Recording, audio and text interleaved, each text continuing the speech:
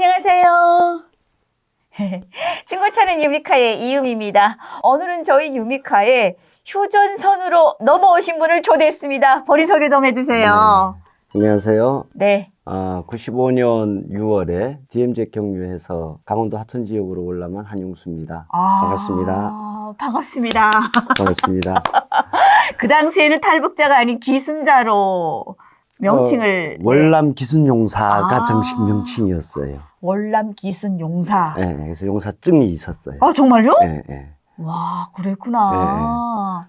야, 저희는 그때 당시에 저희 오빠도 네. 강원도 철원군에서 군복무를 하면서 가끔씩 이렇게 월남하시는 분들이 있다는 얘기를 말로만 들었거든요. 네. 네.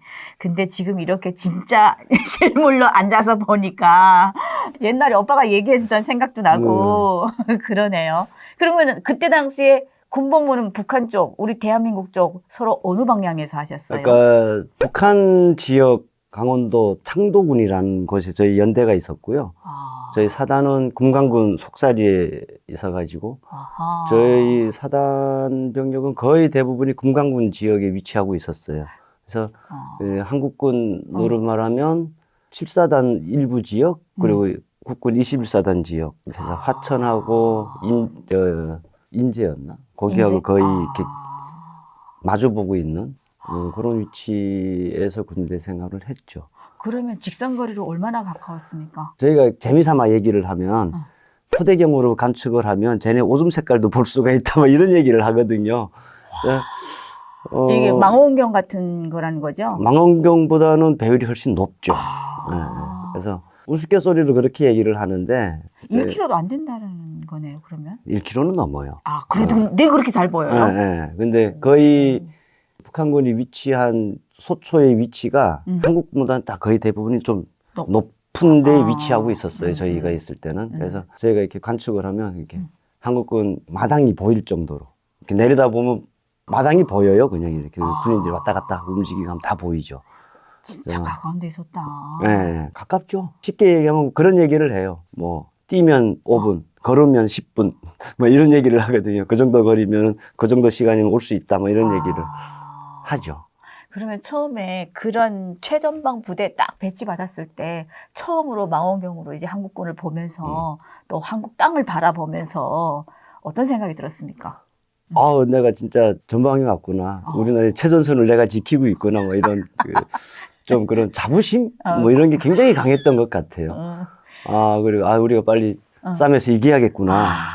뭐 이런 생각이 그때는 굉장히 지배적이었었던 것 같아요. 그러면 싸움에서 이긴다라고까지는 생각했습니까? 이길 거라는 생각은 했습니까? 그 당시에는 우리가 질 거라고 생각은 안 해봤어요. 무조건 이긴다고만 우리가 생각을. 이기고 나서 뭐 해야지 이런 생각이 붙지도 않고 이겼어. 네. 그러면은 그 군부대에서 정말 우리 한국군, 국군이랑 가까운 곳에 있는 최전방이잖아요. 제일 많이 시키는 교육은 뭡니까? 왜 우리가 북한에서 살면 어렸을 때는 막 남조선 사람들 못 먹고 헐벗고 굶주리고 막 우리가 해방을 시켜줘야 된다 이런 얘기를 하잖아요. 근데 우리가 전방에 나와서 우리는 한국군을 직접 보잖아요. 그렇지. 우리한테 쟤네가 못 먹어 뭐 헐벗고 굶주려 이런 얘기를 하면 안 먹히는 거잖아요. 우리가 보고 있는데. 그렇지. 우리보다 더 좋은 옷 입고 우리는 맨날 삽 들고 꽃갱이 들고 작업하러 갈 때 얘네는 그런 걸 안 해요. 그리고 저희 고지가 좀 그 교통로가 안 좋아가지고 겨울 같은 때는 보급물자가 못 올라오거든요. 그래서 한 10월쯤 되면 그 다음에 4월까지 먹어야 될 식량 이런 걸 다 동계물자로 올려요. 고지. 등짐으로. 그러니까 저희는 우리로 말하면 케이블이죠. 북한 말로 삭도. 삭도. 삭도로 물자를 다 올리거든요. 근데 우리가 간축을 하다 보면 겨울 되면 헬기가 딱 떠요. 한국군은 딱 떨어뜨리고 그럼 트럭이 가서 탁 실어와. 어머. 근데 뭐 그런 사람들한테 야 쟤네 우리보다 못 살아 우리가 뭐 구해줘야 돼 뭐 이런 얘기를 하면 안 먹히는 거죠. 그러니까 그런 교육을 많이 해요. 쟤네가 우리보다 잘 살아. 근데 쟤네는 미군이 주둔해 있으면서 일종의 그 국방을 지켜주는 거잖아요. 우리는 대신에 우리는 미군하고 싸워야 되니까 그만큼의 국방비를 많이 쓰다 보니까 어쩔 수 없이 경제적으로 좀 어려울 수가 있다. 그러니까 어떻게 해야 되냐, 해결책이 싸면서 이기면 되는 거야. 아. 이런 식으로 교육을 하는 거죠. 그러면은 그 당시에 이렇게 막 한국에서는 헬기가 뜨고 이런 거를 보셨다 하셨잖아요. 사실 최전방이라도 북한에서 헬기 뜨기는 쉽지는 않거든요. 저는 북한 지역에서 헬기 뜬 건 못 본 적이 봤죠? 없어요. 그러면은 이제 국군이 뭐 잘 산다라고까지는 이미 교육을 받았다 하셨잖아요. 얼마나 잘 살지는 궁금하지는 않았습니까? 그거는 모르죠. 삐라 같은 거에는 삐라를 뿌리는데 좀 제 기억에 많이 남았던 삐라는 한국이 1만 불 시대다. 막 그런 식의 삐라가 있었고, 한국의 자동차 등록 대수가 1000만 대다. 1000만 대를 넘었다. 막 이런 삐라가 있었거든요. 1000만 대면 4천만 기준으로 했을 때. 그리고 3분의 1 좀 안 4인, 되게. 4명 중에 하나는 차가 있다는 그렇지, 거잖아요. 북한에서는 상상할 수 없는 그렇지. 일들인 거예요. 만불이라는 거는 어. 그 1만 불짜리 삐라를 우리 고참이 나한테 보여줘서, 야, 이게 무슨 말이냐? 막 그러고. 그래서, 이게 얘네가 국민 1인당 1년에 10,000달러를 쓴다는 거다. 그랬더니, 달러가 뭐냐? 그리고 물어보는 고참이 있었어요. 달러가 뭐니? 근데 그 양반이 저기 자강도 강계 사람이었었거든요. 달러가 미국 돈인데 이게 전 세계적으로 공통적으로 이렇게 어느 나라에서든 쓸 수가 있는 화폐다. 야, 그런 돈이 있냐고. 전 세계 화폐랑은 몰랐네요. 막 그런 걸 모르는 사람이 있다는 게 저는 굉장히 놀랐었어요.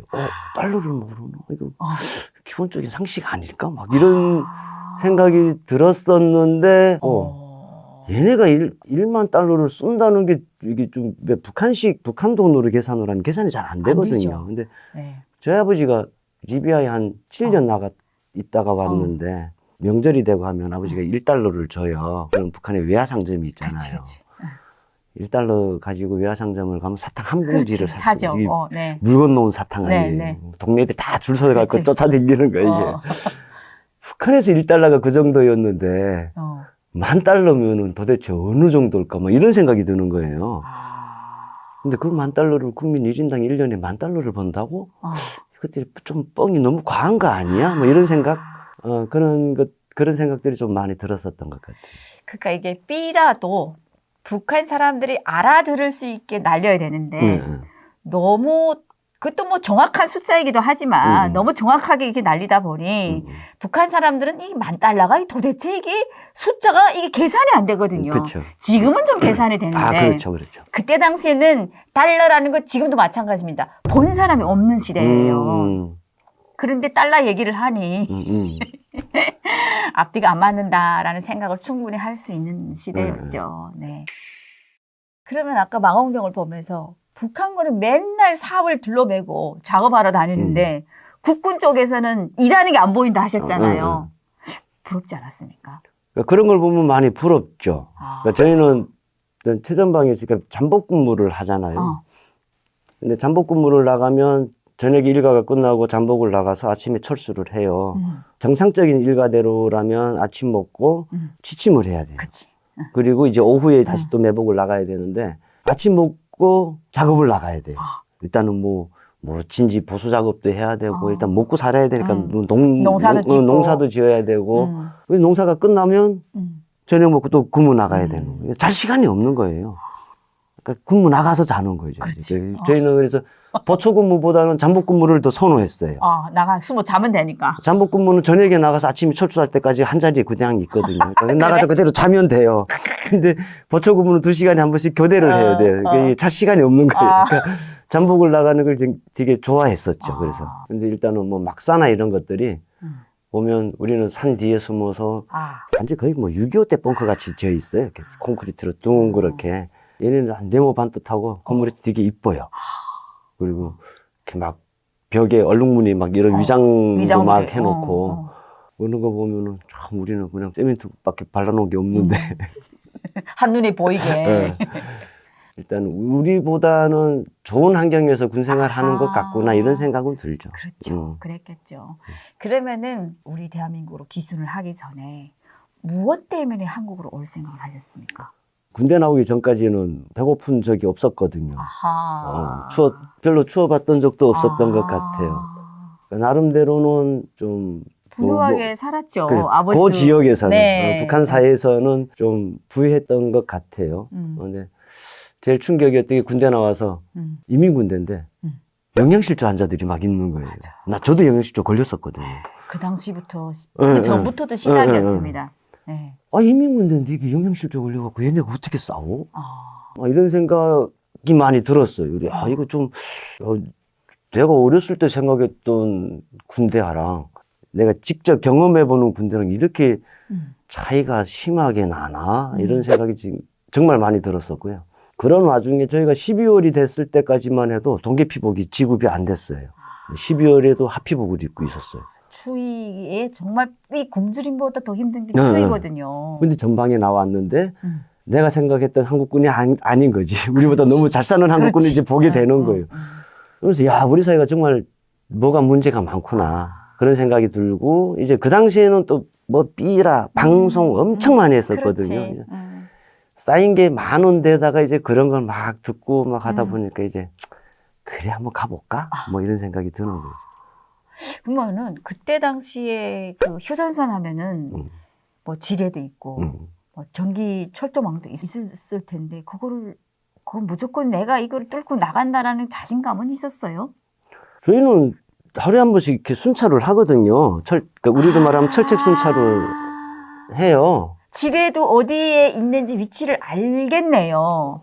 정확하게 포인트를 알지는 못하지만 대충 어떤 지역에 지뢰가 좀 많이 매설이 돼 있다라는 것 정도는 알죠. 예. 그리고 우리가 순찰을 하다 보면 철책 너머 남쪽은 50년 동안 사람이 발길이 안 닿았던 곳이잖아요. 그렇지. 그 일종의 거의 자연림에 가까운. 저희가 이렇게 순찰을 하다 보면 그 벌 둥지가 하나 있어요. 벌집이. 큰 벌집이 있어요. 소대장이랑 같이 순찰을 나가면 항상 숟가락 하나를 챙겨갖고 나가거든요. 가면 거기서 꿀을 한 몇 숟가락씩 떠먹고 나오는 게 이게 일종의 그 순찰을 나가면 일과 중에 하나 같이 돼 있어요. 거기에 들어가면 소대장이 항상 들어가는 방법이 있어요. 이게 일단 철책 넘어서 들어가야 되니까 전기철책 같은 건 전기가 흐르면 윙 소리가 나요. 근데도 소리가 안 나는데 좀 찝찝하고 좀 못 믿겠다. 갑자기 팍 들어올 수도 있잖아요. 그러면 철조망 이렇게 토막난 조각 같은 것들을 철책에다 이렇게 툭 던져봐요. 그럼 이게 합선시키듯이 탁 붙으면 막 튀거든요. 근데 딱 던져봤는데 멀쩡해. 그럼 전기 안 흐르는 거거든요. 그러면 그 밑으로 쏙 넘어가는 거예요. 넘어가서 계곡 들어가면 갈대를 하나 꺾어갖고 앞으로 확 돌려요. 가다 보면 기타줄 튕기듯이 팅 하는 소리가 나거든요. 보면 줄이 하나가 이렇게 쫙 가 있어. 양쪽에 보면 이렇게 거기에 지뢰가 달려 있는 거예요. 이게 북한식 표현으로 하면 거기에 말뚝지뢰라고 우리가 표현을 하거든요.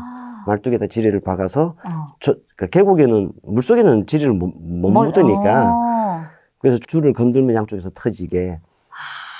그래서 그렇게 지뢰를 피해서 들어가서 꿀을 따먹고 나오고 했었거든요. 그래서 방법을 알았네. 뭐 어차피 뭐 도망 나올 때도 똑같은 방법으로 나오면 되니까. 그렇지. 예. 그래서 뭐 도망 나올 때는 크게 뭐 내가 뭐 좀 어려웠다, 힘들었다 이런 거는 없었던 것 같아요. 그걸 넘어오는 과정에. 그러면은 부대를 떠나서 우리 한국 땅으로 밟기까지 얼마나 걸렸습니까? 저는 한 3시간 걸렸어요. 왜? 많이 걸렸죠. 그러니까 이게 그래도 아무래도 이렇게 좀 조심해서 와야 되잖아요. 저희는 우리 한국군으로 말하면 저희가 있던 부대는 그 GOP 라인에 있었고 그 앞에 나오면 민경초소가 또 따로 있어요. 그래서 저는 나오려면 일단 민경 애들을 거쳐서 나와야 되거든요. 그래서 그 과정이 굉장히 좀 조심스러웠죠. 조심조심 일단은 내 쪽에 있는 철책을 하나 넘고 조심조심 내려와서 민경 쪽 넘어서 민경 쪽에도 또 철책이 또 있거든요. 거기를 넘어서 이제 와야 되니까 그 과정에서 좀 막 아무래도 이렇게 오다 보면 좀 막 두근두근거리고 막 흥분되고 막 긴장하고 막 그러잖아요. 그러면 계곡에서 발 좀 씻고 담배 한 대 피고 머리 좀 감고 내 좀 정신 좀 차리자 해가지고 그런 식으로 오다 보니까 좀 시간이 생각보다 많이 걸렸죠. 그러면은 몇 시에 출발해서 우리 한국군한테 도착하기는 몇 시에 도착했습니까? 그러니까 올 때는 내가 시계가 없었으니까 우리가 시간을 보는 게 한국군 방송 나오는 걸 보고 시간을 재거든요. 그러니까 거의 뭐 1시, 3시, 뭐 5시, 7시 뭐 이런 식으로 방송이 나와요. 방송 딱 시작을 할 때가. 그래서 내가 오후 3시에 3시 방송 땅 시작하는 거 보면서 떠나구나. 듣고 넘었거든요, 바로. 아. 바로 넘어가지고 한국에 도착을 하니까 한 6시 정도 된 것 같아요. 그래서 그때 막 한국군이 막 이제 군무 준비하고 막 그럴 시간대였었거든요. 그러면은 도착해서 우리 국군에서 먼저 발견하신 거예요? 아니면은 먼저 들어가신 거예요? 초소까지. 초소는 철문으로 닫혀 있어가지고 아. 초소는 못 들어갔고요. 일단 왔어요. 도착을 했는데 보초병이 안 보여. 어떻게? 어떻게? 그래서 담배를 한 대 폈어요. 이제 담배 한 대 피다 보면 오지 않을까? 안 나와. 근데 제가 총을 차라리 갖고 왔으면 총을 쐈을 텐데. 신호. 제가 오다 보면은 북한강을 건넜어야 됐거든요. 그래서 북한강만 건너면 한국군 그치. 지역이거든요. 그래서 그 강을 건너기 전에 총 벗어놓고 수류탄 벗어놓고 일체 모든 걸 다 벗어놓고 담배만 딱 챙겼어요. 그래가지고 왔거든요. 그래서 차라리 그때 총 한 방 쐈으면 쉽게 알아봤을 것 같은데 안 나오는 거예요. 그래서 왜 안 나와? 나는 빨리 잡혀야 안전한데. 그렇지. 그래서 그 어차피 철문으로 돼 있어가지고 돌 가지고 가서 철문을 막 두들겼죠. 땡땡땡땡 소리가 나니까.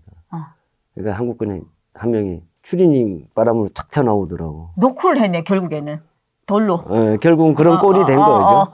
그래서 그 친구가 나와 보길래 내가 저기서 왔으니까 나 빨리 문 좀 열어주라고.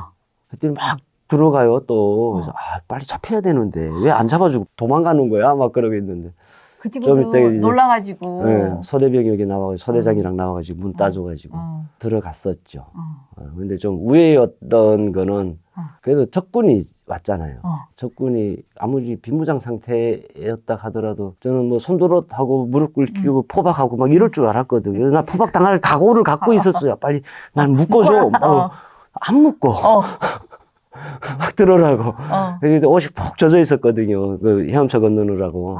계곡을 지금 수용해서 넘어온 거잖아요. 아니, 오다 계곡을 내려오면 북한강이 이렇게 흘러요. 그래서 그 북한강을 그쪽으로. 헤엄쳐 건너야 돼가지고. 그러니까 오렌지색, 그 당시에는 국군 그 추리닝복이 오렌지색 추리닝복이 있었어요. 그걸 갈아입으라고 추리닝복 주더라고. 그래서 갈아입고 밥을 먹으라고 밥을 주는 거예요. 맞아. 근데 고기 반찬도 있고 막 하는데 김치가 있어요. 근데 그 당시가 6월이었었거든요. 근데 김치가 있는 거야, 6월 달에. 근데 북한에서 6월 달에 김치 먹는 집이 없거든요. 네. 아니, 기력원들이 이게 잘 사는 거는 알겠는데 6월 달에 김치를 먹어? 먹다니? 뭐 이런 생각이 드는 거예요. 그러니까 처음 본 한국군 모습이 그랬어요. 일단은 밥을 주는 거 보면 너무 우리가 상상할 수 없는 기대 이상의 식사를 하고 있더라는 거죠. 그게 제가 처음 본 한국군에 대한 인상이었던 것 같아요. 아니 근데 도대체 얼마만큼 무슨 상상을 하셨길래 기대 이상의 식사를 준다라고 6월 달에 김치를 먹잖아요. 김치 때문에. 그러니까 저희도 어렸을 때 나름대로 먹고 살만하게 살았었거든요. 근데 저희 집도 6월 달에는 김치를 못 먹었어요. 근데 보관이 안 되니까. 근데 군인들이 전방에 있는 군인들이 민간인도 아니고 뭐 그런 식사를 한다는 게 좀 우회였던 거죠. 그런 것들이. 우리가 생각하는 것 이상이구나 이런 생각이 많이 들었어요. 그 김치 하나에 참 그럴만도 하겠어요. 북한 사람들이 누가 6월 달에 김치를 먹는다 생각을 그렇죠. 하겠어요. 고기는 먹을 수 있어도. 거기는 뭐 저희도 가끔씩은 먹었어가지고. 그렇지. 그러면 거기서 부대 안에서 지금 소초에 들어가신 거잖아요. 네네. 그 안에서 우리 국군들이 무슨 대화 같은 건 없었습니까? 대화를 많이 했죠. 그래서 처음 본 한국군인들에 대한 인상이 굉장히 깊어요. 저랑 처음 만나서 얘기했던 분이 병장이었는데 그 양반 이름 아직 안 잊어먹거든요. 저보고 몇 살이에요? 그러는 거예요. 20살이에요. 그랬더니 어리네요. 그러는 게. 보기는 좀 들어 보이는데. 군생활 얼마나 했어요? 그래서 내가 92년 입대예요. 그랬더니 저보다 많이 했네요. 그러더라고요. 그래서 깜짝 놀란 거예요. 병장이면 그 제대 말년이면 북한으로 따지면 한 10년 가까이 해야 되는 거잖아요. 그렇지. 그래서 아니 그럼 군생활 얼마나 했는데 그래요? 자기 26개월을 안 되는 거야. 와. 그래. 26개월짜리들 처음에는 그런 생각이 들었어요. 얘네는 26개월짜리들 가지고 북한군하고 싸면 이기려고 하나? 뭐 이런 생각이 들었던 것 같아요. 근데 우리는 10년 하잖아. 그렇죠. 어. 이게 함정이에요. 이런 생각을 하시는 분들이 지금도 있습니다. 네. 얘네를 가지고 어떻게 싸먹겠다는 거지? 막 이런 생각이 처음에 야, 뭐야, 우리 뭐 26개월짜리들하고 싸우려고 10년을 개고생하고 있었나? 뭐 이런 생각이. 26개월짜리 군대가 있다는 걸 저는 처음 알았어요. 그때. 그러니까 그거에 여기 생각이 좀 차이가 있는데 북한군은 길게 하면 무언가 준비가 완벽하게 되어 있다고 생각하고 있고 우리 국군은 짧게 굵게 여긴 하잖아요. 실질적으로 26개월 동안의 군복무를 하면서 훈련을 굉장히 세게 하고 총도 북한군보다 수없이 많이 쏴보고 훨씬 많이 쏘죠. 네, 훈련도 정말 철저하게 잘하고 하는데 북한군은 10년 내내 거의 농사짓고 건설하고 거의 말이 군복만 입어서 군대지 군대가 아니거든요. 그렇죠. 근데 이 차이가 있는데 북한에서는 항상 세뇌를 주는 게 우리는 10년 하지만 쟤네들은 2년 그치. 한다. 뭐 이런 식으로. 아니, 그 2년 한다는 교육도 안 시켰어요. 아, 그래요? 처음에 한국에 와서 그 병장한테 그 얘기를 듣고, 아, 세상에 26개월짜리 군대가 있구나. 이런 걸 처음 알았다니까요. 그 당시에. 그게 굉장히 쇼킹했죠. 그러면서 저보고, 그럼 휴가는 얼마나 갔어요? 그러는 거죠. 휴가 한 번도 못 갔는데. 어떡해. 그러고 어떻게 살아요? 그러는 거예요. 근데 솔직히 북한에서는 뭐 다들 그렇게 사니까. 그렇죠. 아, 그럼 그렇게 네. 당연한 듯이. 그렇지. 그렇게 지냈는데, 그 처음에 짧은 시간 대화를 하는데도, 정말 많이 야, 놀랐어요. 우리가 너무 바보같이 살고 있구나. 이런 생각이 그 짧은 시간에 너무 많이 들었던 것 같아요. 그렇지. 막 내심 이런 소식을 좀 전에만 해도 그 부대에서 같이 생활하던 군인들한테 동료들한테 막 알려주고 싶은 생각도 그렇죠, 있죠. 그렇죠. 정말 얼마나 속고 사냐. 그러면은 그 소초에서 몇 시간을 있었습니까? 몇 시간이 아니에요. 그래도 한 30분 아, 그래요? 정도밖에 안 있었던 것 같아요. 그러면은 그 소초 안에서 그 막 이렇게 부대 그 내부를 이렇게 좀 유심히 보게 되고 그런 건 없었어요? 뭐 보는 것들이 전부 뭐 일단 저한테는 다 처음 보는 광경들이잖아요. 그렇지. 다 신기하고 생소하고. 뭐가 제일 신기했습니까? 그 부대 내에서. 그 무기고에 어. 열쇠가 잠겨져 있어요. 북한 안 잠겨져 있어요. 안 잠겼죠. 왜? 그러니까 우리는 네. 내무반에 들어가면 오른쪽이 침상, 그리고 침상 바로 맞은편에 무기고가 있어요. 네. 그거 오픈시켜 놓는다고요? 네. 항상 그래서 내가 딱 자고 일어나면 내 앞에 내 총, 그러니까 총부터 꺼내요. 총 꺼내면 그 밑에 수류탄, 그 밑에 탄창통, 보병삽 뭐 이런 거 한 줄로 쭉 있거든요. 그래서 일어나면 그 앞에서 그냥 내 총만 짚고 바로 나올 수가 있어요. 그래서 내가 그런 생각이 드는 거예요. 아, 우리가 딱 이런 상태에서 기습을 하면 얘네 총 꺼내다가 다 죽겠다. 그런 생각. 네. 근데 그 총 꺼내는 시간에 벌써 하늘에서 뜰걸요? 그러니까 일단은 좀 그런 것들은 그 북한군하고 좀 틀린 부분들이 있었던 것 같아요.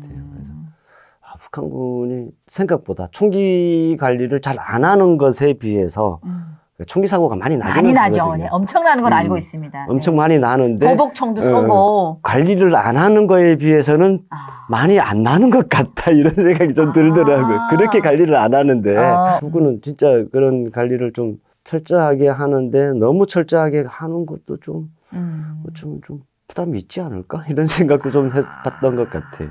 그러면 무기고 빼고 사실 우리가 어디를 가면은 새로운 곳에 가게 되면은 그곳에서 이렇게 주변부터 둘러보잖아요. 도대체 뭐가 내가 처음 보던 게 뭐가 있는지, 뭐가 신기한 것들이 있는지. 특히 북한군에 몇 시간 전까지만 있던 분이 한국군에 들어왔을 때는 더 신기해서 둘러봤을 텐데.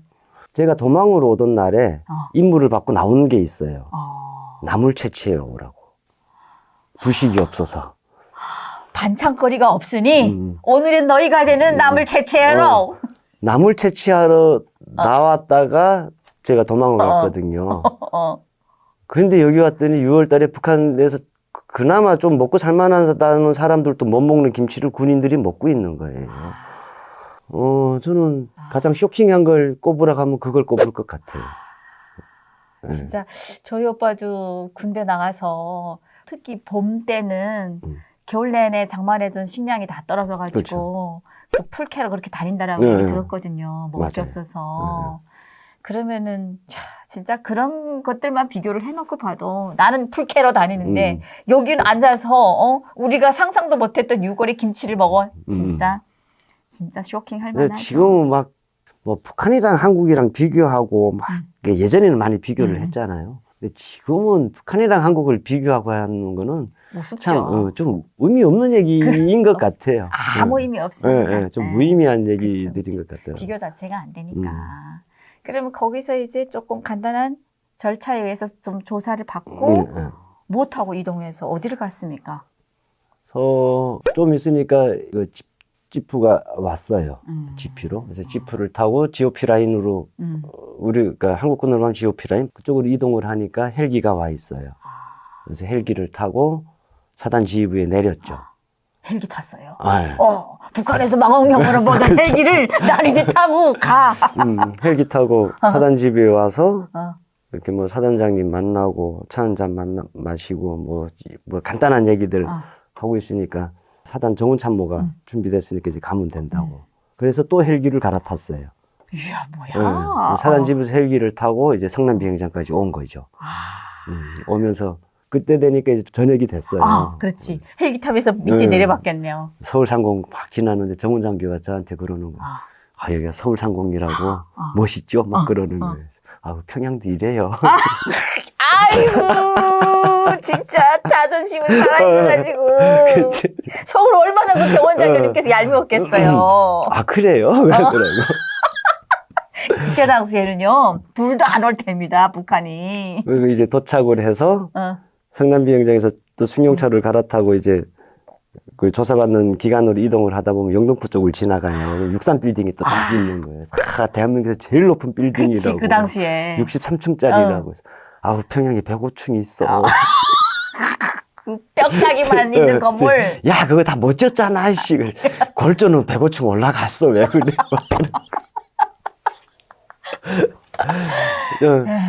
한국에 온 첫날이 그랬어요.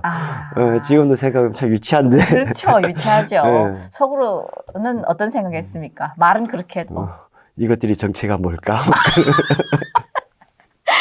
그러면은 지금 성남 비행장에까지 헬기 타고 도착했다 했잖아요. 그 성남 비행장 하게 되면은 정말 거기도 그 전투기도 많고 헬기도 많은 데인데 다른 거는 못 봤습니까? 좀 어두웠어가지고 다른 것들은 잘 안 보였어요. 그것까지. 헬기에 내리니까 그 당시에는 안기부죠. 직원들이 나와 있어가지고 차 타고 바로 이동을 했죠. 그 당시에 아마 그 성남 비행장의 전투기라든지 아무튼 헬기라든지 이런 거 봤으면은 더 충격을 받았을 텐데. 그렇죠. 정말 수없이 많잖아요. 참 아쉽다. 우리 그 정원 장교님께서 물론 비밀이라서 그런 거 잘 안 보여줬는지는 모르겠지만 그것부터 딱 보여주면 그냥 기가 한 방에 그냥 확 꺾일 텐데 잘못 알려주셨어요. 이게 63 빌딩이요. 북한에도 105층짜리 있어래. 웃겨. 이게 이런 대화가 일상적인 북한 군인이든 주민이든 하던 대화지만은 사실은 그 고위층들이 우리 대한민국에 와서 이렇게 만났을 때도 그 남북 뭐 회담 같은 거 했을 때도 이런 이렇게 유치스러운 대화를 많이 한다고 해요. 그렇겠죠. 네. 뭐 뻔한 거 내밀 것도 없는데 예. 자존심 때문에. 맞아요. 그런 것 같아요. 그러면은 서울 상공을 해서 쭉 보면서 하늘에서 내려다 보는 서울이 뭐가 제일 눈에 들어왔습니까? 차가 많은 것? 차가 많은 게 제일 그 군대 있을 때 삐라를 봤잖아요. 그렇지. 등록된 차량 대수가 1000만 대라고 막 그랬는데. 네. 그때는 이게 거짓말이야 이랬는데. 설마 그랬는데 진짜 그게 어쩌면 맞을 수도 있겠다 이런 생각이 들더라고. 하늘에서 이렇게 내려다보니 또 시야도 넓으니 얼마나 많이 보였겠습니까? 뭐 고층 건물 이런 거는 별로 안 들어왔던 것 같아요, 눈에. 자동차. 근데 도로에 차가 많은 것, 도로에 차가 많은 것 많이 부러웠던 것 같아요. 우리는 맨날 뚜벅이 생활 도보로 걸어다니고 항상 등짐지고 다니고 그랬었는데.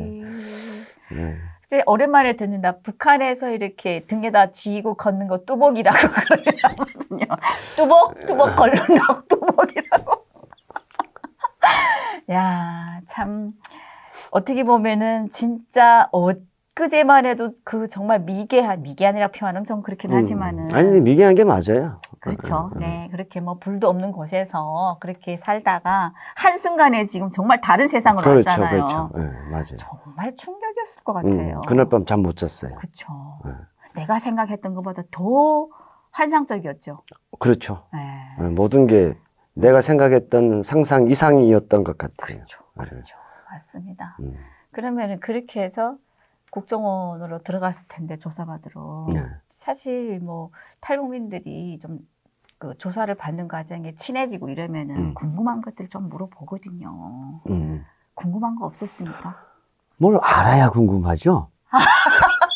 아, 뭐 궁금한 게 있더라도 어. 뭘 알아야 이렇게 질문을 하는데 일단은 뭘 모르니까 크게 뭐 질문할 게 없었던 것 같아요. 그러면 뭐 비라에서 대한민국 국민들이 1년 내 1인당 소득이 $10,000라고 했는데 진짜냐? 안 물어봤어요. 그건 안 물어본 것 같아요. 일단은 그냥 눈에 보이는 게 일단 내가 상상했던 것 이상이어가지고 당연하다고 생각했겠네요. 당연히 그럴 수 있겠다 이런 생각이 많이 들었어가지고 그거는 궁금하지 않았었고 막 신문에 대통령 사진이 이렇게 탁 있는데 막 접어버리고 막 이런 거 그런 거 대통령 사진인데 저걸 막 저렇게 접어도 돼? 막 북한은 거 접으면 안 되잖아요. 되지. 좀 그런 것들. 왜 접어도 돼요? 막 그러고 그런 거나 물어보고 있지. 그러니까 뭐래요? 괜찮네. 막 야, 대통령 없을 때는 여기도 돼. 막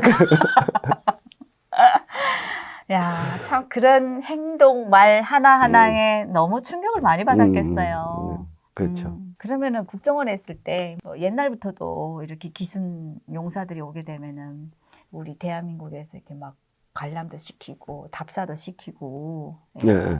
그렇게 한다라고 들었는데 어디를 갔습니까? 맨 처음에 나왔을 때는 일단 옷부터 사입으로 갔어요. 영등포에. 그때까지 저는 군인들이 입었던 그 오렌지색 추리닝 입고 있었거든요. 옷이 그거밖에 없으니까.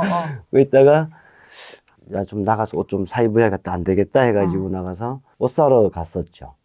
그때 가서 옷을 그때 참 많이 샀던 것 같아요. 근데 뭐 저는 뭐 유행이 뭔지도 모르고 나한테 어울리는 게 뭔지도 모르고 하니까 일단은 야, 너한테 이게 좋은 것 같아. 그러면 그럽시다. 그러고 그냥 막 샀던 것 같아요. 그러면은 그 뭐 쇼핑하러 나가셨다고 하셨는데 백화점으로 갔어요?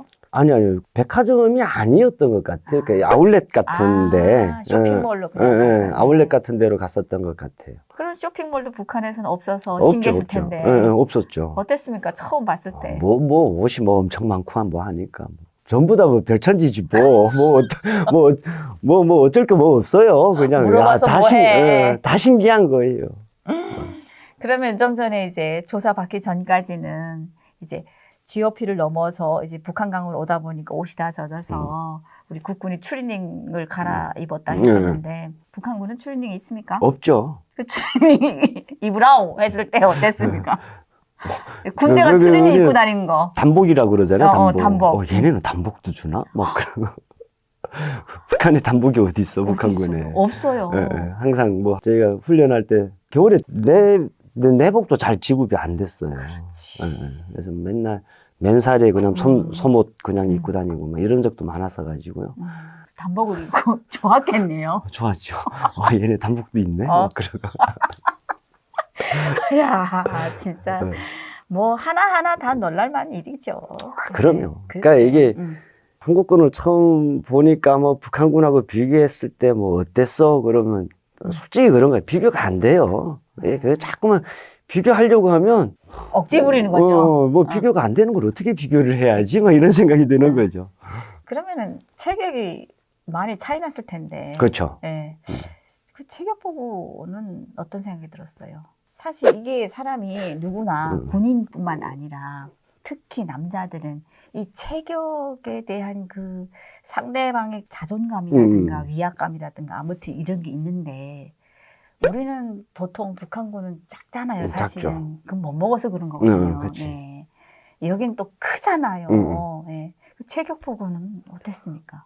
체격은 뭐 전부 다 저보다는 다 좋았죠. 저보다 체격 안 좋은 사람은 없었어요. 왜냐면은 북한군에 있을 때만 해도 우리는 무조건 이긴다라고만 생각했잖아요. 그렇죠. 근데 막상 봤잖아요. 일단은 성남 비행장에도 가보고 국군 체격도 받고 봤잖아요. 먹는 것도 받고 그때까지도 이긴다고 생각했어요. 진다고, 진다는 생각은 안 들었던 것 같아요. 그때까지도? 아이고. 26개월짜리잖아. 설마 우리가 26개월짜리한테 지기에는 하겠어? 뭐 이런 생각이 그때까지도 굉장히 지배적이었어요. 그러니까 이게 얼마나 세뇌를 시켰으면 내가 눈으로 직접 봄에도 불구하고 인정을 안 하는 거잖아요. 그렇죠. 그죠? 지금 생각은 어떻습니까?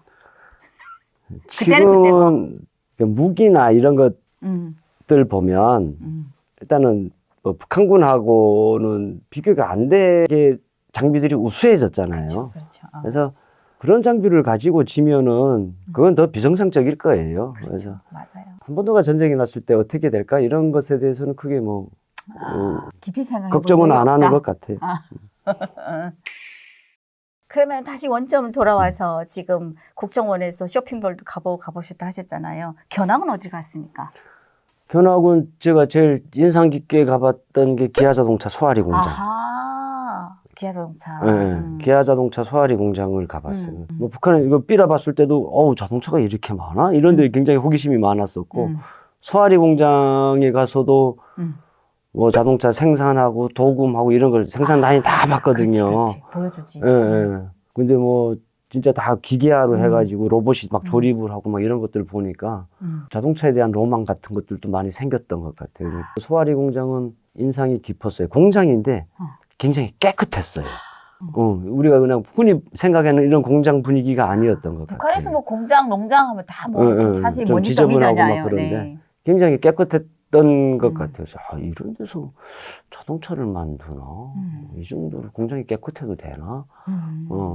그러면 이제 그 비라에서 우리 대한민국에서는 1,000만 대의 자동차가 등록되어 있다라는 걸 보고 지금은 내가 생산하는 기아 자동차로 왔어요. 네. 직접 눈으로 보고서는 어땠습니까? 얘네가 삐라의 거짓말은 잘 안 하는구나. 그치. 맞아. 거짓말을 안 하는데 사실을 얘기하는데 그 사실이 우리가 상상하는 것 이상이다 보니까 그걸 전달받는 사람들은 에이 설마 그러겠어? 뭐 안 믿게 그런 생각을 되는 거죠. 했던 것 같아요. 맞습니다.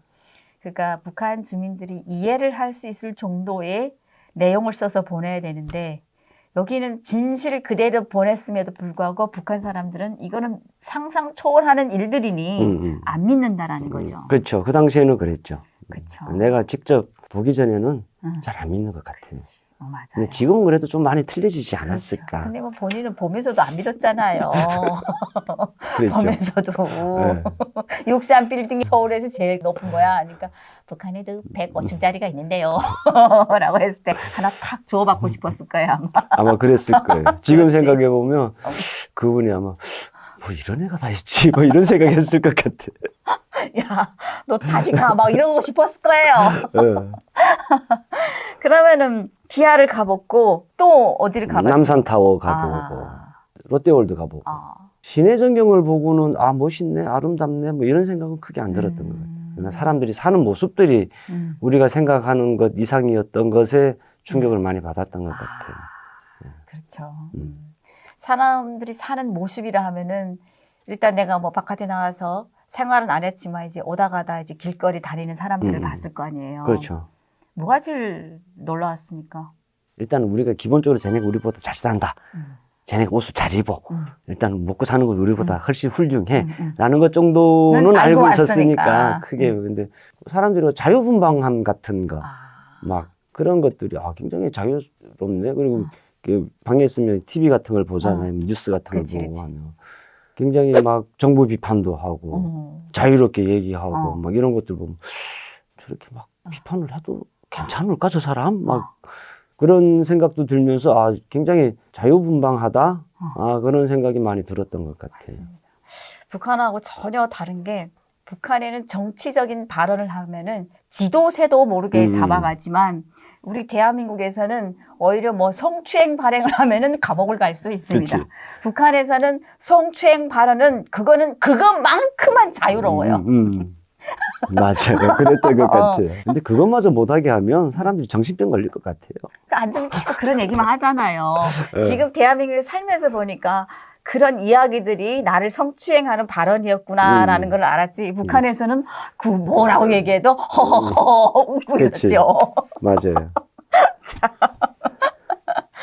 아무튼 정말 전혀 다른 이런 체제, 세계에서 살다 보니까 참 북한 사람들이 나중에 통일됐을 때 요거 좀 바꿔놓는 것도 이 생각을 굉장히 힘들 것 같아요. 상당히 시간이 오래 걸릴 그러니까. 것 같아요. 그러면 뭐 평양에도 북한 있을 때 많이 가보셨다라고 하셨는데 뭐 내심 뭐 자랑할 수 있을 정도로 네. 지금 제가 그때 당시 정원 장교였으면 정말 한 대 주워 팼을 것 같은 네. 많이 가보셨다 하셨는데 한국에 와가지고 우리가 사실 북한 주민들이 대한민국에서 제일 놀라는 게 딱 거의 세 가지입니다. 뭐예요? 도로, 음. 자동차, 음. 산에 나무가 울창한 거. 요 세 가지는 누구나 다 감동을 합니다. 네. 그 어땠습니까? 아니 도로는 뭐 당연히 차가 많으니까 잘 뚫려 있어야겠죠. 근데 저는 성남에서 영등포를 들어오다 보면 한강 옆을 타고 들어오잖아요. 그렇지, 그렇지. 네. 그때가 참 이뻤던 것 같아요. 도로가. 참 이쁘게 잘 뚫려 있구나. 양쪽으로. 그러니까 한강을 기준으로 양쪽으로 도로가 뚫려 있잖아요. 그렇지. 88도로 타더라도 건너편 차들도 보이고 막 그랬었으니까요. 그래서 평양에 가면 대동강 따라 도로가 뚫려져 있지는 않았던 것 같아요. 평양에 가서 그런 경치를 본 적은 제 기억에는 없어요. 그렇죠. 그래서 그걸 보면서 도로를 참 이쁘게 잘 뚫었네. 한강을 보면서 드라이브도 할 수 있고. 그게 좀 기억에 많이 남았던 것 같아요. 그러면 이참에 평양에도 많이 가보셨다 하셨는데 내가 보는 평양에는 대동강이랑 우리 서울에서 보는 한강이랑 강폭도 비슷하잖아요. 그렇죠. 어땠습니까? 그 분위기라든가 아니면 뭐 주변 환경이라든가 이런 게. 강은 한국이 훨씬 잘 활용을 하고 있는 거죠. 이렇게 보면. 저는 대동강에서 유람선 한번 타본 것 같고요. 쪽배 같은 거 한번 타본 것 같고요. 그리고 딱히 해본 게 없는 것 같아요. 북한에서 대동강변에 좀 유명한 것, 옥류관 밖에는 별로 없는 것 같아요. 그러면은 그거네요. 평양에서 그 대동강 주변에는 놀러 다니는 사람들이 많아요? 나오는 사람들? 별로 못 봤어요. 없죠. 네. 우리는 한강 주변에 가면은 날씨 좋을 때는 굉장합니다. 사람들이. 그런 것만 놓고 봐도 삶의 여유가 있는 거랑 없는 것 차이가 확실히 당연하죠. 나죠. 그럼요. 네. 저도 처음에 우리 대한민국 와가지고 이렇게 한강을 가보자 해서 가봤는데 야, 무슨 사람이 그렇게 많이 나오는지 아니 여기 나온 사람들은 다 일도 안 하고 맞아요. 그냥 놀러만 다니나? 뭐 이런 생각이 들더라고요. 맞아. 그죠? 그리고 요즘에는 자전거 도로 뭐 사람이고는 인도로 다 따로따로 분리까지 해놔가지고 정말 잘 돼 있거든요. 그렇죠. 네. 북한에는 그냥 명절날 같은 때나 나와서 그냥 돗자리 피고 나무 밑에 그냥 돗자리 피고 앉아 있는 것 그치. 정도? 뭐 그 정도밖에는 크게 뭐 그쵸. 활용을 못 하는 것 같아요. 그쵸. 네. 정말 많은 사람들이 이렇게 한강공원에 나가서 데이트도 하고 놀러 나오기도 하고 이런 거 보면은 야 진짜 여유롭다라는 한눈에 안겨오더라고요. 네. 그러면은 이제 그 국정원 과정을 다 마치고 예산에는 뭐 하나원 교육이 없었으니까 그 당시만 그렇죠. 해도 네. 바로 이제 사회로 나왔을 텐데 사회로 나오셔서 이제는 정말 자유의 몸이 됐잖아요. 네. 처음으로 가본 곳이 있다면 어디를 가봤습니까? 그냥 무작정 돌아다닌 것 같아요. 무작정. 어디 뭐 목적을 정해놓고 다니지는 않았고. 뭐 시골 같은 데는 안 가봤어요? 시골도 가봤죠. 일단은 북한 시골하고는 상당히 많이 틀렸어요. 그러니까 왜 다르죠. 북한 시골은 거의 뭐 비포장기 일이잖아요. 거의가 아니라 100%죠. 그렇죠. 거의가 아니죠. 비포장길에 다 우리 왜 학교 때 모내기 때 다 손으로 나간 모내기 하고 수수 때 가서 다 우리 손으로 다 베고 막 했었는데 한국의 시골은 뭐 집 앞에까지 다 포장도로 돼 있고 그렇죠. 뭐 기계로 모내고 그 기계로 당시에도 베고 그랬습니까? 그렇죠. 저희가 왔을 때도 그랬어요. 그래서 시골이 야 이거 뭐 시골이 시골 같지가 않은 거예요 보면. 그 뭐 수확량 같은 것들도 뭐 우리도 뭐 맨날 벼를 벼봤으니까 이게 뭐 수확 잘 됐는지 안 됐는지 알잖아요. 그 수확량 같은 것들도 우리가 낫으로 뱄던 벼에 비하면 달려있는 열매가 너무 많은 거예요. 맞아요. 벼알이 그러니까 묵직하다 하더라고요. 그렇죠. 북한보다. 그래서 이게 농사도 굉장히 잘 되는구나. 그리고 그 개인이 하는 데잖아요. 북한은 다 집단 농장식으로 돼 있고. 그렇지, 그렇지. 개인이 농장을 하는데도 이렇게 다 기계화를 할 수가 있나? 개개인이다. 집단 농장도 이게 안 되는데, 그러니까. 뭐, 그런 생각들, 뭐 그런 것들이 많이 들었죠. 북한에서는 집단적으로 하니까 강요에 의해서 통제를 하니까 더 잘할 거라고 생각을 했죠. 그렇죠. 근데 여기는 개인 농인데도 이렇게 잘 될 수 있나라고 생각했는데 와서 생각해 보니까 개인 농이 맞는 거였죠. 내 거니까 그렇죠. 열심히 하잖아요. 자본주의 경제 체제 하에서는 그게 그렇죠. 맞는 거죠. 맞죠. 또 시골 풍경이 또 뭐가 새로웠습니까? 시골 집인데 내가 그냥 개인적으로 생각했던 시골은 막 아궁이에서 불 떼서 밥 짓고 막 이런 생각을 하고 갔었거든요. 막 가스레인지 막 쓰고 먹는 거예요. 가스는 어떻게 갖다 쓰지? 막 이런 생각. 맞아. 그러니까 시골이 북한의 시골집에 비하면 완전 기아집이고 그럼요. 엄청 집이 좋잖아요. 집인데 생활하는 것도 거의 뭐 도시 생활에 가까운 수준의 생활을 하고 있어가지고 시골이라고 해도 시골 같은 느낌이 잘 안 들었던 것 같아요. 맞아요. 정말 저는 깊은 시골도 가봤는데 거기까지도 사람이 몇 가구 안 사는 데까지도 버스가 들어가더라고요. 그러니까요. 전기 다 들어오고. 네. 와, 난 진짜 거기 충격이었습니다. 근데 그런 거는 사실 제가 이제는 한국에서 10년이 넘게 살지만 아직도 저희는 그런 것들 보면은 와, 진짜 대단하다, 신기하죠? 신기하다.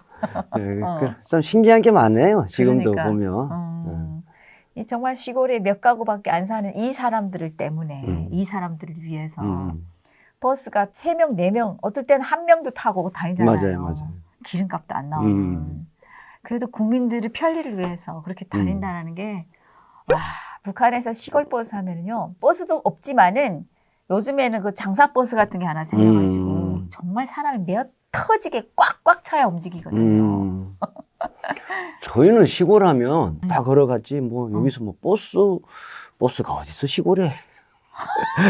항상 기차 타고 내리면 항상 걸어서 시골까지 들어가고 몇 시간씩 걸어가고 그런 기억만 있었어 가지고 그러니까 한국의 시골은 뭐 그렇게 따지면 시골이 아닌 거예요. 그냥 아니죠. 예. 그럼요. 말이 시골이지. 지명이 시골로 되어 있어서 그러는 거지. 예. 밭이 있고 이래가지고 좀 시골스러운 거지. 사실은 이것도 뭐 북한 사람들한테, 북한 주민한테 비교하면 안 되지만 북한에 비하면 정말 최고급 도시 풍경이에요. 그렇죠. 맞아요. 그러니까 환경은 거의 뭐 도시 못지않은 환경을 갖고 있죠. 그러면은 그 군복무 할 때 최전방에 있으면서 뭐 봄에는 나물도 캐러 다니고 이렇게 막 풀 베러도 다니고 하신다 하셨잖아요. 그쪽에는 군부대 쪽에서 풀을 베서 불 떼고 그랬죠? 저희는 풀은 안 뱄고요. 나무를 베기는 했는데 보통 우리가 나무를 베면은 나무를 베서 하산한다고 그러는데 그렇지. 내려가지고. 북한은 상산을 해야 돼요. 나무를 베서 미고 올라가야 돼요. 왜? 고지 주변에 없으니까 산 밑에서 베야 되니까 너무 높으니까 없으니까. 50년을 휴전을 했잖아요. 50년 동안 산 주변에 고지 주변에 다 진 거죠. 이게 점점 내려가는 일밖에 없는 거예요. 그러니까 밑에서 배서 올려오겠네. 그래서 저희는 야. 밥 해 먹는 것도 일이었어요. 그렇지. 나무도 산 밑에서 해 올려야지. 수도 시설도 안 돼 있었거든요. 그렇지. 항상 저희 부대 같은 데는 고무 물배낭이 있어요. 20kg짜리. 그러니까 고무로 된 물주머니죠. 그걸로 물을 길어 먹어야 돼요. 뭐 지게로 뭐 바켓스에 물 길어 갖고 올라올 수가 없으니까 산을 그렇지. 올라와야 되니까 그래서 고무 물배낭이 있어요. 그래서 항상 보초근무 섰다. 그러면 교대를 해서 내려오잖아요. 그럼 산 밑에 가서 물배낭 쥐고 물 한번 길어 와야 돼요. 그러면 한 1시간 가까이 걸려요. 어머, 난 어떡하냐. 물 20kg 길어 오려면 1시간 가까이 걸리거든요. 그러면 이제 다운 군부자가 교대할 시간이 돼요. 그 사람이 또 가서 내려오고. 항상 그렇게 했어요. 그러면은 지금 어떻게 보면 북한에서는 그 휴전선 쪽이 정말 시골이죠. 네. 그죠? 시골도 없고, 그만한 시골도 없을 없죠. 거예요. 그런 시골 생활을 하다가 우리 대한민국의 시골에 왔는데 여기는 다 불을 뗄 줄 알았는데 북한처럼 가스화가 되어 있고 그렇죠. 난방시설이 되어 있고 하는 거 수도화가 다 되고. 수도화가 되어 있고 초소에 전기는 있었습니까? 전기선까지는 늘어져 있는데 전기가 안 안 들어가지. 흐르죠. 잘 안 흐르죠. 아이고. 아니 근데 군부대가 전기가 안 들어오면 끝난 거 아니에요? 그 전화기 같은 거는 건전지 넣어가지고 막 돌리는 전화기 있죠. 그걸 썼어요? 6.25 때 썼던 네. 그 전화기를 계속 썼어요. 환장하겠네. 그 전화기로 항상 적정 보고하고 군 생활하면서 한국군한테 고마웠던 거는 한국군은 철책이 쫙 있으면 밤 되면 불이 탁 켜져요. 수은등이 쫙 켜져요. 근데 시기가 좋은 날은 구불빛이 우리 소대까지도 비쳐요. 그래서 군무 교대하고 할 때는 불이 없으니까 새까마잖아요. 근데 구불빛 때문에 계단 같은 거 구분할 수가 있었어요. 어머나 세상에. 우리 불빛이 굉장히 밝았어요. 대한민국에서 비춰주는 그 조명 때문에. 진짜. 아무튼 그랬는데 우리 시골 쪽에 가면 정말 다 이렇게 도시에 부럽지 않게 그렇죠. 이렇게 사는 모습들이 참 놀랍겠네요. 그럼요. 네. 모든 게 다 새롭고 놀랍고 신기하고 뭐 그렇죠. 다 그렇죠. 아니 그러면 그 부대 쪽에 일단은 주민들이 못 들어가는 사람 지역이잖아요. 없죠. 그럼에도 불구하고 그 나무가 없는데 그 산에는 한국에는 나무가 없는 산은 저는 여지까지 불난 산 빼고는 본 적이 없거든요. 그렇죠. 울창하죠. 그죠? 어땠습니까? 그런 나무랑 꽉 차 있는 거 보고 와 저거 비어가지고 북한 분들은 저렇게 나무가 많으면 다 비어다 불 켜질 그렇죠. 텐데 이런 생각하죠. 아 그럼요. 그래서 진짜 막말로 한국에서 저 처음에 왔을 때 너 이제 사회 나가면 조사 다 끝나면 뭐 할 거냐 해서 나 군인 하고 싶다. 이제 한국에서 군 생활하면 정말 잘할 것 같았거든요. 조건이 좋으니까. 군인 하겠다고 막 했더니 안기부 직원이 그러더라고요. 또 도망가면 어떡할 거냐? 그래서 할 말이 없더라고요. 그래서 네 그냥 나갈게요. 근데 한국에서 군 생활은 저는 충분히 할 만한 가치가 있는 것 같아요. 맞아요. 네, 진짜. 그럼요. 그리고 제가 가끔 그때 부대에 가면 어떤 군인이 저한테 그런 질문을 해요. 자기는 이렇게 훈련하고 하면 유격 훈련이 참 빡시고 힘들다. 근데 북한군은 유격 훈련 합니까? 그러고 물어보더라고요. 강의 갔을 때. 인민군이 그냥 일반적으로 생활을 하는 게 그냥 유격 생활이에요. 훈련을 따로 안 해도. 그래서 물 산 밑에서 길어와야지, 나무 산 밑에서 해와야지, 또 농사 지으러 가야지, 작업해야지, 뭐 유격 생활이 딴 게 있나? 이런 게 유격 생활이 아닐까? 그래서 북한군은 따로 유격 훈련을 안 하는 거 아닌가? 뭐 이런 생각이 드는 거예요. 그래서 그때 국군인한테 북한군은 일상 생활이 그냥 유격 생활이야. 그래갖고. 근데 지금 생각하는 게 서로 다른 것 같아요. 그거는 유격 생활이 아니고 그냥 내가 살기 위한 생활이 아니에요. 우리 대한민국 국군이 질문한 유격 생활은 이런 훈련 아니에요? 훈련? 그렇죠. 물질이 지고 막 산 위로 올라가고 하면 그치? 우리 군장 미고 산 위로 올라가는 거랑 비슷하니까. 미치고 한장하겠네. 아니 군인이 장비를 메고 군장비를 메고 올라가야 되는데 산으로 물배랑 메고 올라가니까. 통나무 미고 올라가야 되고 막 그런 거 하는 거죠. 근데요. 지금 오신 지 30년 됐잖아요. 네. 지금도 안 바뀌었다는 게 문제입니다. 그렇죠. 네. 안 바뀔 것 같아요. 안 저기는. 바뀝니다. 네. 안 바뀌는 것 같아요. 그러니까 참 10년이면 강산도 변한다 하는데 점점 더 낙후되고 있어요. 참 안 변하는 데가 북한군인 것 같아요.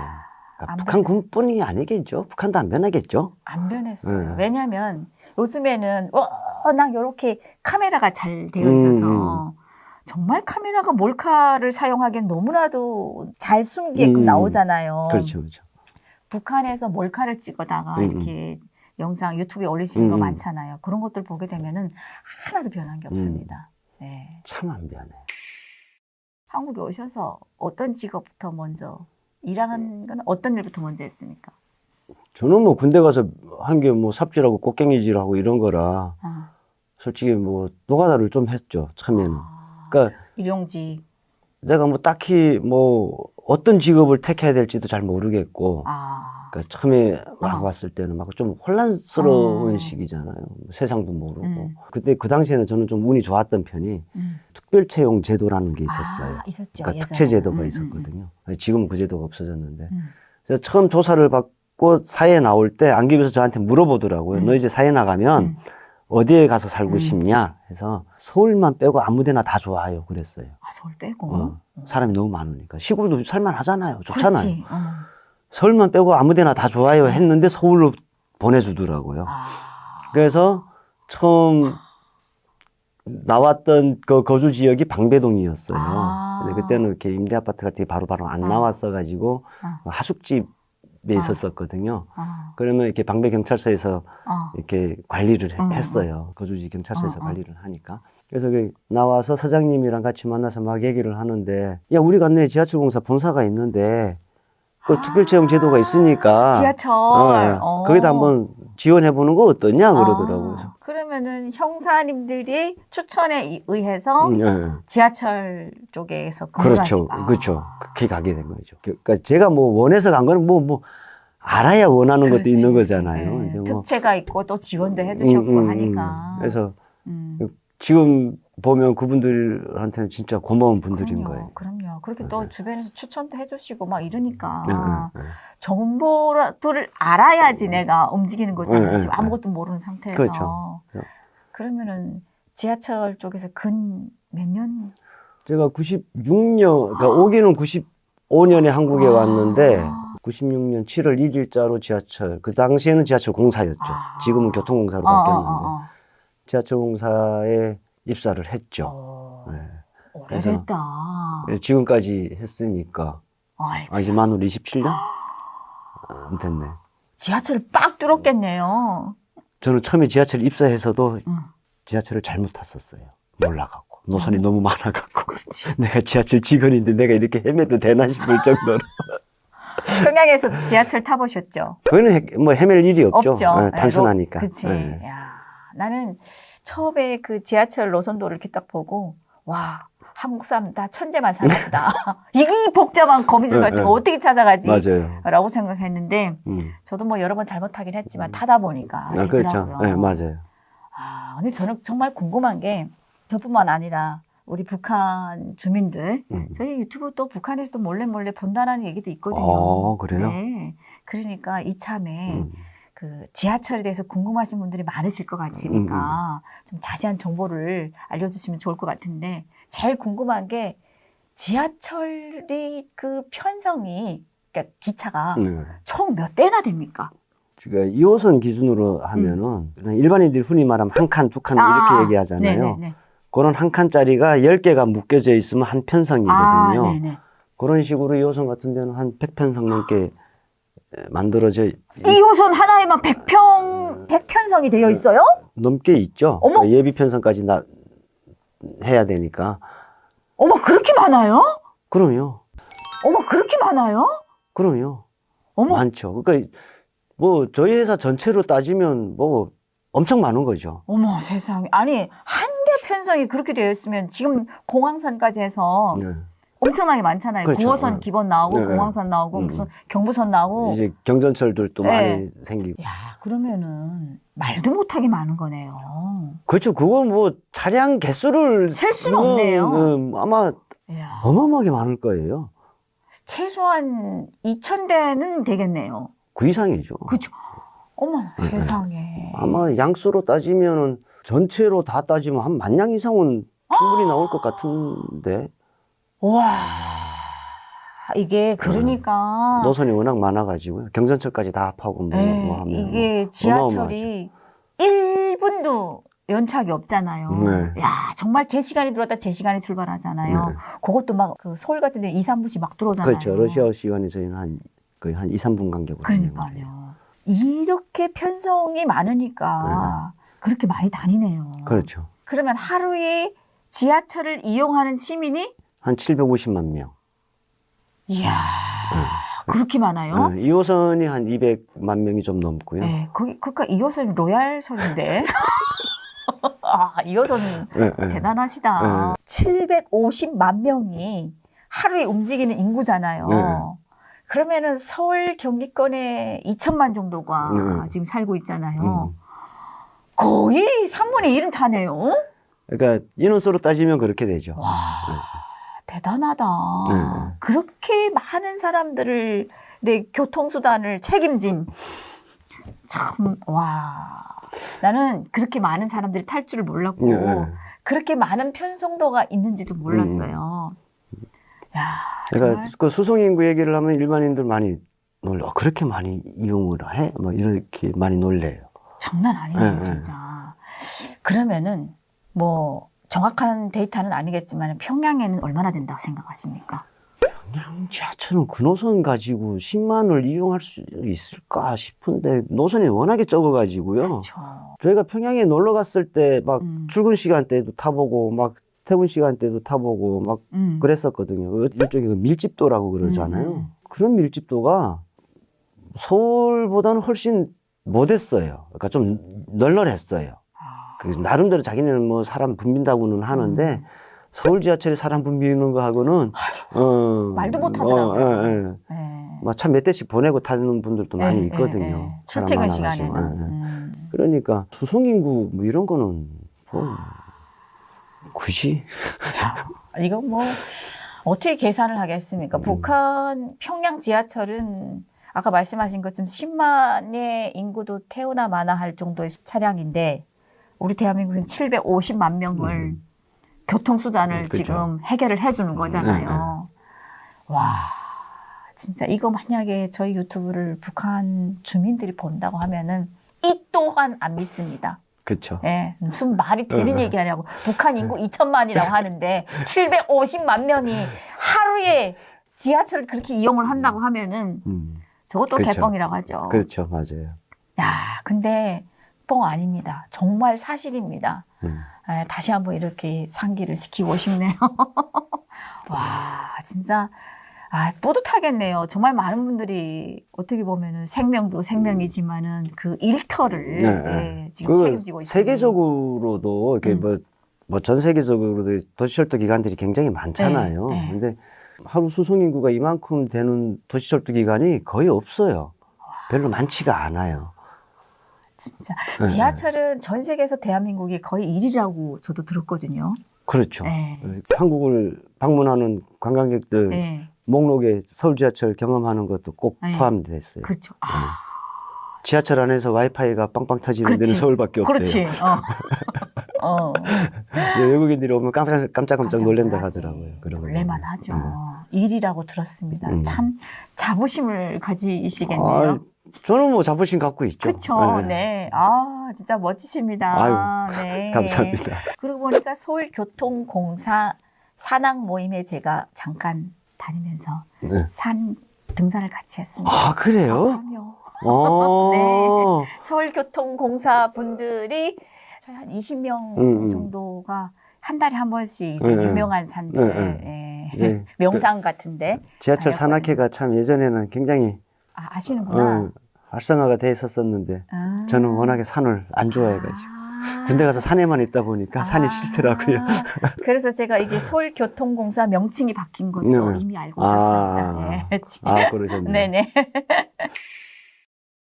진짜 그리고 오늘 정말 새로운 것들을 많이 듣게 되는데 지하철에서 또 궁금한 게 청소 같은 거나 이런 거 뭐 정비라든지 이런 것도 너무 완벽하게 준비가 되어 있으니까 이렇게 주민들을 위해서 편리하게 운행을 하는 것 같은데 어떻게 정비를 하는 거예요? 차량 정비도 원래 규칙이 있어요. 몇 년 이상 되면 그러니까 경정비는 매일매일 하는 거고요. 그리고 뭐 경정비하고 뭐 3년 단위로 정비하는 게 있고 중정비하는 게 있거든요. 그래서 우리가 중정비를 하게 되면 차를 다 분해를 해요. 어머. 전부 분해해서 다시 조립을 해서 시운전을 하고 오케이 하면은 이제 본선 투입을 하고 이런 식으로 하거든요. 그래서 그 주기가 있어요. 몇 년 지나면 중정비 해야 되고 몇 년 지나면 3년 정비를 해야 되고 이런 주기가 있어가지고 짧네요, 굉장히. 그 주기에 맞춰서 항상 정비를 하고 뭐 경정비 같은 거는 매일 운행을 하고 기지에 들어가면 그거는 매일매일 하는 거고요. 그러면은 완벽하게 다 분해해가지고 다 닦아서 청소해서 이제 맞추는 거는 3년 뭐 몇 년 이렇게 가는 거고. 그렇게 해서 뭐 기본 정비는 1일에 한 번씩 하고. 기본적으로 경정비는 항상 하죠. 그거는 뭐 항상 해야 되는 거예요. 그리고 정비를 해놓고 저희가 열차 운행을 하기 위해서 출고를 하러 가면 또 거기서 우리가 또 출고 전 검사라 해가지고 또 검사를 별도로 또 해요. 정비를 다 해놓은 걸 저희가 출고해서 본선에 나오기 전에 별도로 승무원들이 가서 또 검사를 해보고 이게 본선에 나가도 좋은 것 같아요. 그러면 이제 갖고 나오는 거예요. 그러니까 여러 겹으로 체크를 많이 해요. 차량에 대해서. 저는 참 이게 지하철을 탈 때마다 지금도 사실은 뭐 감동스럽고 놀랄 때가 있는데 보게 되면 뭐 이렇게 대교를 넘어가고 또 지하로 다니고 한강 밑으로도 가고 진짜 물 밑으로 하늘로 다 가는 거잖아요. 와, 그런 거 보면 정말 막 어떻게 말로 표현할 수 없을 정도로 감동이 나오는데 대중교통 시스템은 굉장히 잘 돼 있는 거예요. 진짜 아마 세계 어디를 가도 서울만큼 대중교통 시스템이 진짜 조밀하게 잘 깔려 있는 도시가 많지 않을 것 같아요. 그럴 것 같습니다. 그리고 뭐 이용 환경도 그러고 왜 일본 같은 데도 뭐 지하철이 굉장히 많다고 그러잖아요. 근데 거기는 저희도 일본에 가보면 우리는 한 역에서 갈아탈 수가 있잖아요. 뭐 밖으로 안 나가고. 근데 그런 데는 막 갈아타려고 하면 밖에 나갔다가 밖에 나가서 또 다른 노선 갈아타야 되고 뭐 이런 게 있는데 저희는 뭐 거의 한 공간 안에서 승환하고 이런 것들이 다 이루어지고 하니까요. 저희는 한 번 들어갔다 내릴 때까지 지하철 안에서는 안 나오죠. 다 그 안에서 해결을 하죠. 그래서 환승하는 거. 밖으로 나올 일이 없이 없죠. 환승이 되잖아요. 그래서 그런 것들은 아주 진짜 정말 잘 돼 있다고 뭐 자신 있게 얘기할 수 있을 것 같아요. 맞는 말씀이네. 그러고 보니까 그런 것까지 생각을 못 했는데 다른 나라 지하철은 한 번씩 환승하면 또 나왔다 다시 들어갔다라고 해야 된다는 거잖아요. 우리 같이 에스컬레이터 깔려 그 엘리베이터 있는 지하철이 세계 별로 없어요. 이야, 그래요? 네. 그리고 또 서울역 같은데 뭐 서울역뿐만 아니라 그 안에서 저는 정말 좋은 게 사람 기다릴 때 좀 시간이 여유로울 때 쇼핑도 하고 맞아요. 네, 밥도 먹을 수 있고 그렇죠. 커피도 마실 수 있고 와, 지하철이 그냥 지하 궁전이더라고요. 보니까 지하 안에서 다 해결할 그러니까. 수가 있죠. 그러면 이참에 평양 지하철을 많이 타보셨다 하셨는데 평양 지하철에는 대동강 넘어가는 없죠. 없죠? 지하철이 없죠. 그 제 기억에는 평양 지하철은 다 지하였어요. 지상으로 나온 구간이 없었던 것 같아요. 그래서 지하철이거든요. 지상으로 나온 게 없었고 다 지하에만 있었고 그러니까 평양 지하철하고 서울 지하철하고 좀 틀리다라고 하면 평양 지하철은 좀 홍보의 목적을 많이 띄고 시공을 많이 해가지고 좀 지하에 들어갔을 때 화려함 같은 것들은 있어요. 김부자들을 세뇌시키는 뭐 거짓말 역사죠. 네. 근데 그것 말고는 없죠. 뭐 딱히 뭐 자랑할 만한 게 없는 차량도 굉장히 노화가 심해졌고 국민들을 위한 편리성은 없다라는 거잖아요. 체제 홍보의 수단으로 많이 이용을 하죠. 그러니까 실용적이지가 못해요. 북한 내 지하철은 실용적이가 못해. 우리는 좀 그 실용적인 면을 많이 좀 추구를 했던 게 실용적이고 안전해야 되고 정확해야 되고 뭐 이런 부분을 많이 좀 고려를 하는 편이죠. 그럼 이참에 정말 궁금한 게 있는데 거의 연착되는 일은 없잖아요. 근데 어쩌다가 정말 부득이한 일로 연착이 되는 경우가 있잖아요. 그랬을 때는 북한에서는 워낙 연착이 많다 보니까 그러려니 하는데 우리 한국 국민들은 정말 난리잖아요. 지하철만큼은 정확해서 그에 맞게 이제 약속도 잡고 하는 경우가 많은데 그 내적으로 내부에서는 난리 납니까? 그럼요. 그죠? 한 역에서 움직이지 못했다. 장애가 됐건 뭐 사고가 됐건 10분 이상 차가 못 갔다 그러면 일단 열차 사고로 잡혀요. 10분을? 네. 10분. 그리고 10분 이상 뭐가 원인이 돼서 차가 10분 이상 못 움직이면 일단은 조사를 받아요. 어머, 진짜로요? 그 정도로 심각하게 봅니까? 세상에. 북한에서는 열흘을 한 역에다 세워놔도 뭐라고 하는 사람 없는데. 그리고 10분 이상 지연되면 손님들 민원도 굉장히 많이 들어와요. 왜 안 가냐고.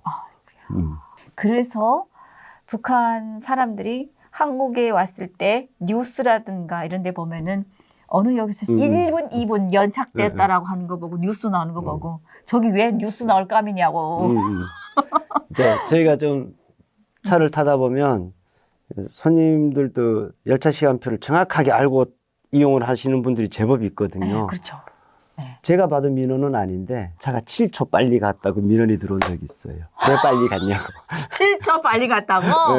야 세상에. 네, 그 정도로 저희 직원들은 그 시간에 굉장히 예민해 있어요. 아이고야. 예민할 수밖에 없네요. 저는 한국에서 처음 지하철 탈 때 평양처럼 안내원이 문을 닫아주고 열어주고 이러는 줄 알았어요. 근데 열어주고 닫아주고 해요. 아 그래요? 근데 안 보이던데? 뒤에 차에 있죠. 차 안에 있죠. 밖에 남아 있지 않고. 뒤에 이렇게 다 이렇게 모니터가 다 있어가지고 다 보죠. 아니 그 평양 지하철 같은 데는 안내원이 아예 나와서 이렇게 지키잖아요. 네, 맞아요. 왜냐면 너무 많이 타고 이러니까 음. 그것도 이제 어느 정도에서는 이제 멈추게 하잖아요. 그러니까 그런 사람들이 있는 줄 알았는데 안 보여가지고 와, 여기는 사람들이 밀려 들어오면은 충분히 연착열 되겠다. 네. 세울 수 있겠다. 왜냐면은 문이 닫게 출발하는데 그렇죠. 평양처럼 사람이 계속 밀고 들어오면 못 닫히잖아요. 그래서 이제 연착이 될 수 있겠다고 생각했는데 그게 아니더라고요. 근데 아니 손님들이 이 정도면 내가 못할 것 같아 그러면 안 타요 일단은. 왜냐면 다음 차가 있잖아. 그러니까 다음 차 바로 들어오는 게 그렇지, 보이니까 그렇지. 그래서 그러니까 쉽게 문 닫을 수가 있는 거예요. 맞아요. 그러니까 북한 같은 데는 이걸 못하면 내가 또 언제 타야 될지를 모르니까 그냥 어떻게든 타려고 하는데 저희는 일단 손님들도 뭐 상당히 뭐 의식 수준이 높다고 그렇죠. 봐야겠죠. 네, 그래서 그런지 몰라도 일단은 내가 못할 것 같으면 딱 서서 그렇지. 기다려요. 그렇지. 그러니까 저희도 뭐 덕분에 일하기가 좀 편한 거죠. 그럼요. 우리 대한민국 국민들이 의식 수준이라고 봐야죠. 네. 저희 엄마도 지하철을 너무나도 잘 이용하고 있고 저 또한 서울 갈 때는 지하철을 너무 잘 이용해서 탈 때마다 너무 편안하고 추워도 더워도 내가 추운 줄 모르고 더운 줄 모르고 그렇죠. 안에 들어가면은 그렇게 너무 좋잖아요. 엄청 잘 돼 있죠. 그런 거. 막 정말 감동을 많이 먹습니다. 하루빨리 통일이 돼서 북한 주민들도 이런 지하철, 이렇게 멋있는 지하철을 이용하는 그날이 빨리 왔으면 좋겠다라는 생각이 들어요. 와야죠. 그죠? 네. 근데 저는 정말 궁금한 게 지하철이 기관사가 없이 무인으로 다니는 차도 있던데. 네. 그건 도대체 어떻게 작동을 하는 거예요? 그러니까 일종의 우리가 철도 용어로 얘기하면 ATO 시스템 해가지고 그러니까 무인운전이 가능한 열차들이 있는데 우리나라에서 제일 처음 무인운전했던 신분당산 같은 데가 처음 무인운전 시도를 해가지고 지금 그 이후로 생기는 경전철 구간들은 무인운전을 좀 하거든요. 근데 지금 기존에 설치된 지하철 구간들은 그러니까 무인 운전을 하려면 일단은 시스템 전체가 다 바뀌어 있어야 돼요. 선로 시스템, 신호 시스템, 제어 시스템 이게 다 바뀌어야 되거든요. 그래요? 그 쉬운 거 아니네. 네, 그래서 기존에 있던 구간들은 그 전부 다 뜯어 고칠 수가 없으니까 좀 그런 좀 어려운 부분들이 있는 거고요. 철도 기술도 계속 발달을 하니까요. 지금 새로 시공이 되고 뚫리는 이런 경전철 구간들은 지금 무인 운전으로 많이 가죠. 대신에 이게 무인 운전을 한다 하더라도 이게 아무래도 기계잖아요. 그렇지. 기계는 언제든 고장이 날 수가 있는 거잖아요. 그래서 그 열차 안에 안전 요원이 항상 승차가 되어 있어요. 그래서 차가 이렇게 고장이 나면 수동으로 차를 움직일 수가 있어야 되니까. 그래서 무인 운전하면 불안해할 수도 있는데요. 그렇게 불안하지 않고 안전하게 이용을 해도 돼요. 항상 안전하게 항상 감시가 되고 있으니까. 저는 정말 불안하다는 생각을 하거든요. 근데 항상 감시는 다 해요. 이 차가 지금 정상적으로 운행이 되는지 안 되는지. 아주 사소한 문제가 있으면 일단 차가 출발을 못 하게끔 시스템을 만들어 놔요. 안전해야 항상 출발을 하게끔 만들어져 있거든요. 그래서 손님들이 뭐 차가 문제가 있어서 차가 왜 안 가냐고 막 민원을 제기하는데 열차는 서 있을 때가 가장 안전한 상태예요. 그치. 그래서 가장 안전하다고 인지가 됐을 때 차가 움직여지는 거거든요. 그래서 그렇게 시스템들이 다 만들어져 있어 가지고요. 대한민국 철도는 굉장히 안전에 대해서 엄청나게 그렇죠. 신경을 많이 쓰고 있어 가지고요. 정말 디테일한 것까지도 뭐 출입문에 가방이 뭐 한 몇 미리 이상 끼면 안 떠나요? 차가 출발을 못 해요. 그 정도예요? 어머. 그래서 굉장히 조밀하게 이렇게 설계를 해놔 가지고요. 굉장히 안전한 차예요. 안전한 차. 진짜 안전하네요. 참 북한기 차는 막 매달려서 가는데. 그러면 차는 우리 대한민국 열차는 운행을 못 해요. 세상에. 갈 수가 없어요. 오늘 또 이렇게 귀한 시간을 내주셔서 또 어느 누구에서 못 듣던 지하철 이야기를 들려주셔서 너무너무 감사합니다. 아유, 네. 감사합니다. 우리 대한민국 서울 지하철 하루 국민들이 이용하시는 분들이 750만 명. 자, 정말 대단합니다. 네. 앞으로도 계속 이렇게 안전 운행을 해서 우리 시민들을 많이 편리하게 이용해 주시기를 바라겠습니다. 네. 감사합니다.